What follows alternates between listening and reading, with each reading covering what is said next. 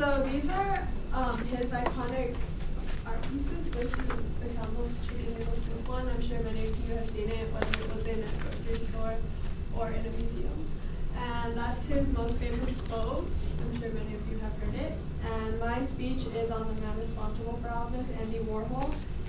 And he's an artist who shaped art into what it is today. He was a leading figure in the visual art movement known as pop art. He was also the person who coined that phrase right there. And I'm sure that many of you have seen an Obey Hope campaign t-shirt like this one. And the art Shepard Fairey uses is like really influenced by Andy Warhol's art. That's his Marilyn Monroe painting, and then that's Shepard Fairey's Obey Hope shirt.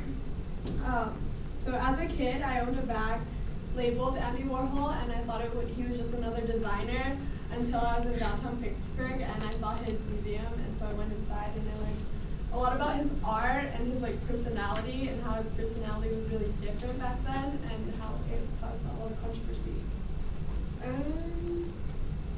Okay.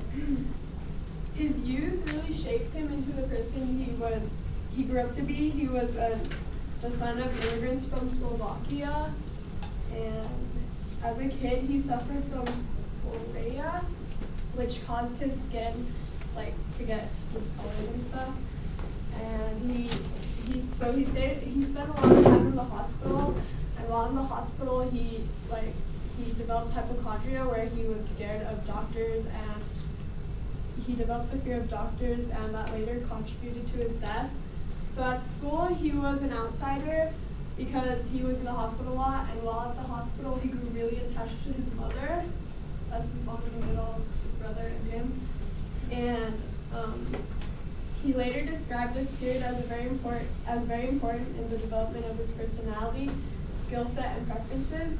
And his later education, he went to Carnegie Mellon in Pennsylvania, and he studied art, commercial art. And after he graduated, he got shot by one of his superstars, Valerie Solanas. She shot him because she claimed that he had too much control over his life. And after being shot, he was like deeply affected. He had a different view on his life, and he said that before I was shot, I always thought I was more half there than all there. I always suspected that I was watching TV instead of living real life. People sometimes say that the way things happen in movies is unreal, but actually it's the way things happen in life that's unreal. The movies make emotions look so strong and real, whereas when things really do happen to you, it's like watching television. You don't feel anything. Right when I was shot, and ever since, I knew that I was watching television. The channel switched, but it's all television. And then his death, he died after recovering from a routine gallbladder surgery, and he delayed getting his gallbladder checked because he developed hypochondria as a kid. And then, okay, so that was his background. And now I'm going to talk about him as an artist. And those are some of his famous art pieces. He was like the first American artist to paint like commercial products and like American products, like